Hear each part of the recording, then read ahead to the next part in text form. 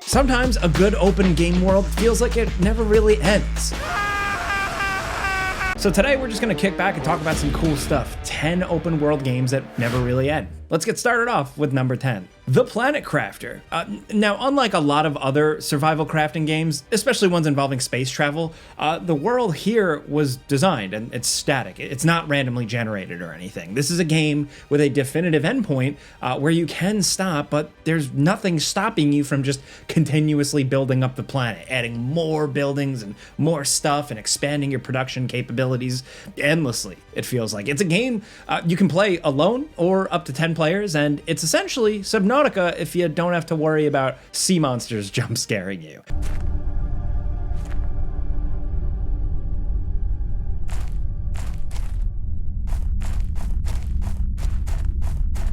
That doesn't mean the game is easy though. You're still likely to die a lot in the early game. Look, the whole point here is to terraform a planet that starts off as like a barren wasteland with zero atmosphere and eventually transform it into this verdant paradise filled with life. And it's a long ass road to get to that point, but it's extremely satisfying to actually eventually get there. It takes a very long time just to get through the main progression path, but there's enough complexity to the base building here that the game can keep you occupied for like hundreds of hours on top of the hundreds of hours it just takes to finish the damn terraforming project. This game is not talked about enough.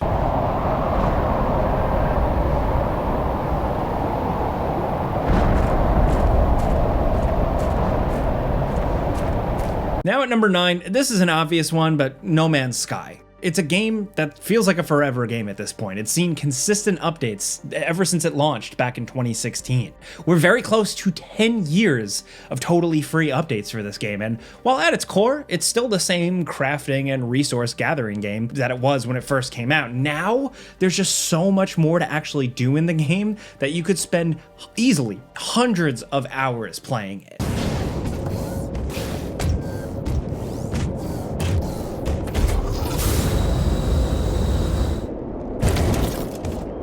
And if Steam reviews are anything to go by, then a lot of people have. Now look, the game gets accusations of being shallow, and I think if you felt that way, you still might feel that way, but like all these new features they're adding, it's nuts, right? They put in a functioning gravity gun into the game. That's huge, and it gives us something new to play with. But ultimately, if you want to spend a lot of time in No Man's Sky, then you're either going to be playing with friends, messing around with them, or building out a base.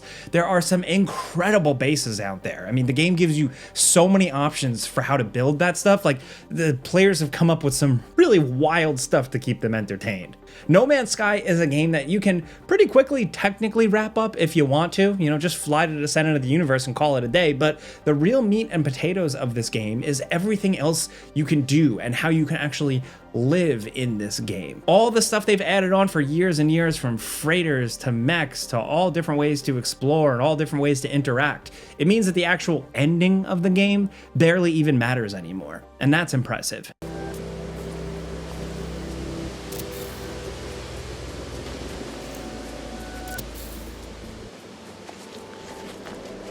Next at number 8, Valheim. Now, 5 years in early access with no end in sight might sound weird to some, but this game is already an excellent survival crafting game with one of the best, most intuitive base building systems we've seen in the genre. It's also a very challenging game that starts off difficult and then only really gets harder from there.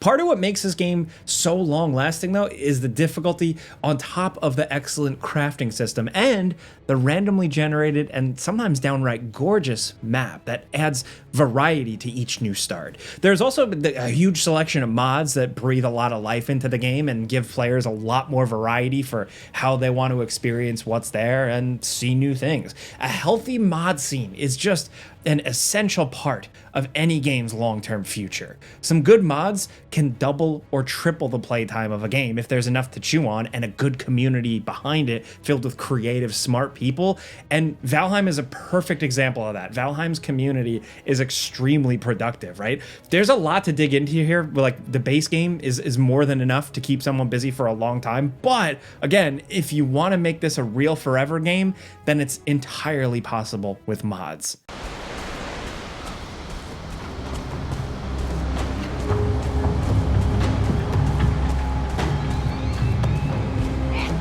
Now at number 7, Mount & Blade 2 Bannerlord. Like the first game, Mount & Blade 2 is more of a sandbox game than just like a traditional open world experience. It's a complicated game. It's a set world with cities and factions that never change, but one playthrough will never be exactly like another. There is no set path forward in this game. It's entirely up to you to how you want to build your legend, and that's what makes this game so interesting. It's almost like a more action-focused game of Crusader Kings or Europa Universalis, you know?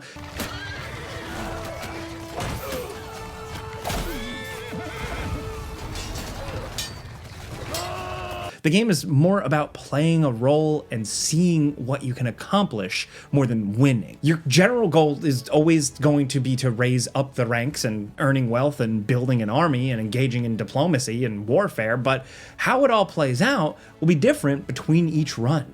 The second game has a lot to do, and just generally just a better looking and more accessible game than the first Mount & Blade. But if you want to keep the game going forever, then the first Mount & Blade has a lot of incredible mods made for it. It's a game that could theoretically keep you playing like a good portion of your life, man. I mean, hell, there are people out there that only play Mount & Blade simply because of the absolute incredible amount of mod support that the game has gotten over the years.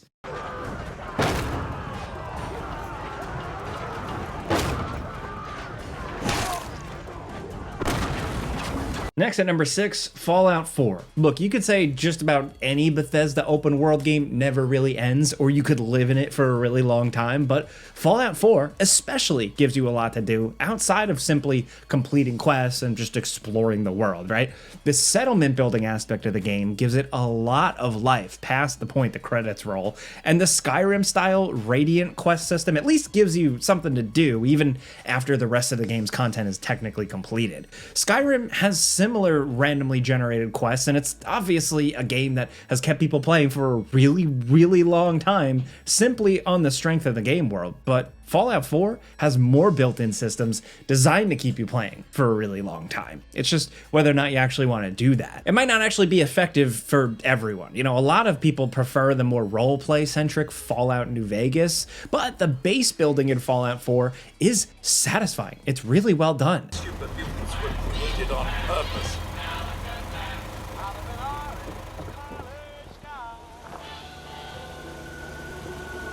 And the colony management aspect, where you have to keep your settlements powered and defended, offers at least a little depth to what otherwise would be a pretty basic building and crafting system. It gives you a reason for it. There's also the mods, of course. Most notably, something like Fallout London, which is one of the most impressive total conversions out there. It's insane. There's a lot to do in Fallout 4. It might not be what we actually want in a Fallout game, but it can still get its hooks in you, and it has with a lot of people.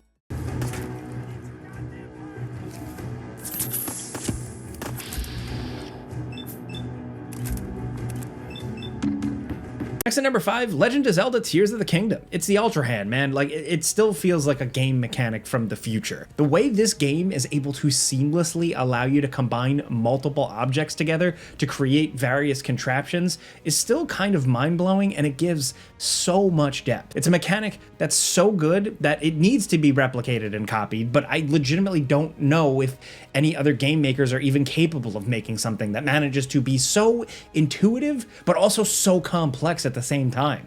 The way they're able to take something that was possible only in something like Gary's mod, where you could combine stuff together, but it was a jank fest, into the mechanic we got here fully fleshed out with Tears of the Kingdom that feels so natural and frictionless.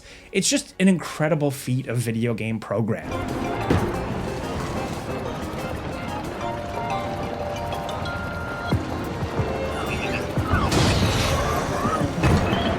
This thing alone makes it possible to waste hundreds of hours in the game if you're up for it. Far beyond the amount of time you'd actually spend on, like, you know, defeating Ganon or something. Sure, it's tempting to just slap together something extremely effective and basic, but the real fun, if you're a tinkerer, is building stuff that's as inefficient and weird and creative as possible. When this game released, it went viral for a reason. The amount of creative, weird things that people did in this game and the amount of time they spent doing it is nothing short of amazing.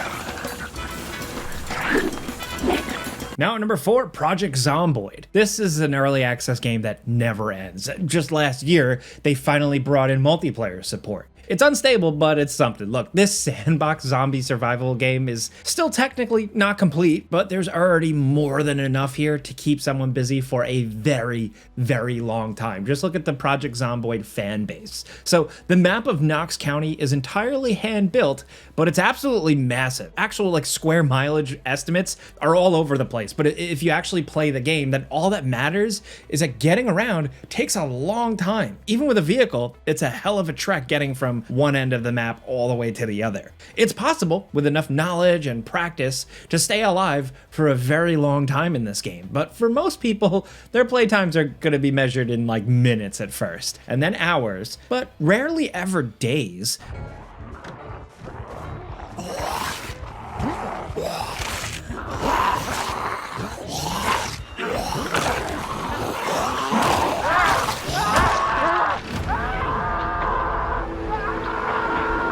Project Zomboid is a game that is notoriously lethal. Something as simple as an infected cut can kill you in the long term. And forget about a zombie bite, even a scratch is enough to infect and kill you. Death isn't the end of your story though. It's possible to reload into the same game you died in as a new character, and it's possible to find your previous character shuffling around as the Walking Dead where you left them. So the game truly never ends. You can just keep dying and starting over and over again if you want, and Knox County will just keep going on without you. It's a game that's highly dangerous, but it's possible to live a very long time if you're truly dedicated. This is a really unique zombie experience.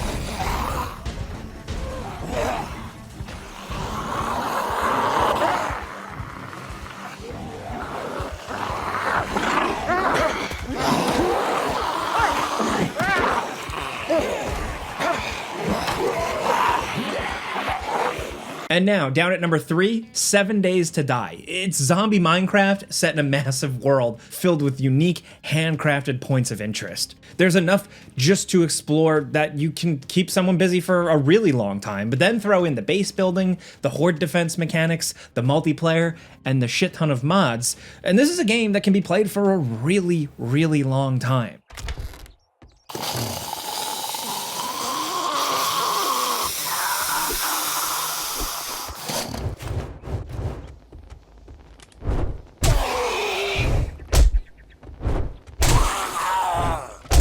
Now, I know it's far from the most beautiful or intuitive games, but there's just so much there. What still impresses us here is just how elaborate a lot of the points of interest are. They're not just generic structures that you wander in and out of in a second. Many of these buildings are full-on dungeons with puzzles to solve and keys and stuff to collect, all carefully designed to be engaging. They're not just the generic sort of randomly generated structures you're used to seeing in a survival game. Exploration is fun, but base building is just as good. The zombie hordes are pretty relentless when they attack, so even the most impregnable fortress can be breached. Just trying to build the perfect defensive structure can keep someone busy for a really long time. It really is a game of two halves, but both of them are extremely fun in their own right, especially with a friend or two along for the ride.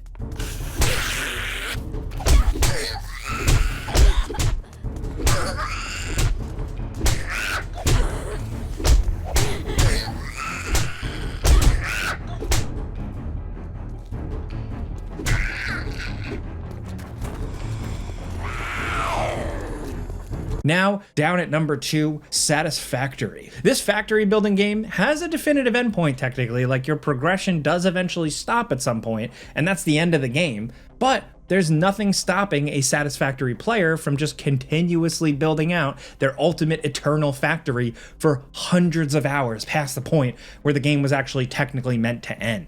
It's easy to get obsessive about this game. That's the charm of it. It's so cool. It's so immersive with the first-person camera and just existing in this massive structure that you built from the ground up. It's just so satisfying. It's a game that's hard to give up. You know, you just want to keep optimizing your production chain and make even more elaborate and impressive structures for your factory. That's the real Satisfactory here. It's the part after you unlock everything. The story, in quotes, is essentially a tutorial. After that, it's all about taking everything you learned and using the many levers at your disposal to create the ultimate world-spanning factory. And you're gonna want to do it for a long time.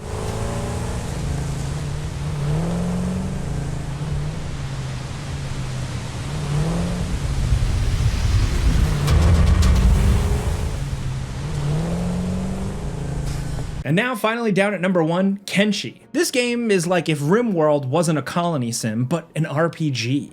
It's less of a full open world game and more of a storytelling engine where you can do whatever you want and just see what happens. Now, like RimWorld, Kenshi generally involves a brutal failure and crushing defeat. This is an extremely unforgiving game. Even when you give yourself the most favorable start possible, you think you're set up for success, it's still really easy to run into trouble that can very quickly escalate out of control until you're just a torso crawling through the empty desert, counting the minutes until your inevitable death. Yes, it's that type of game.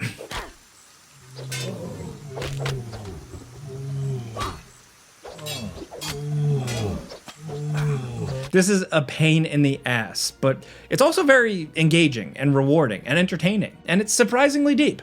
Eventually, you can cyborg yourself out, get an entire posse to follow you, and even start up your own town with building mechanics and everything. There's a lot to do in Kenshi if you manage to survive starting out, which you generally probably won't, but that's what makes the game so interesting. It's not much of a looker, I get it. You're looking at this, you're like, this is number 1, but like as far as emergent narratives go, very few games can match the sort of controlled chaos that is Kenshi. It's an extremely weird, unforgiving game, which can be a turnoff for a lot of people. This is literally not a game for everyone. But if it clicks with you, if you are that type of person, then Kenshi's world is one you can spend a ton of time getting lost in. But those are 10 open world games that never really end. This was fun to talk about, and I know there are a bunch more examples out there, so let us know in the comments some of your favorite games that feel like they never end, whether by design or just how you play and how you engage with them. If you like talking games with us every single day, clicking the like button's all you gotta do. It really helps us out, and if you're new, consider subscribing, maybe hitting that notification bell, because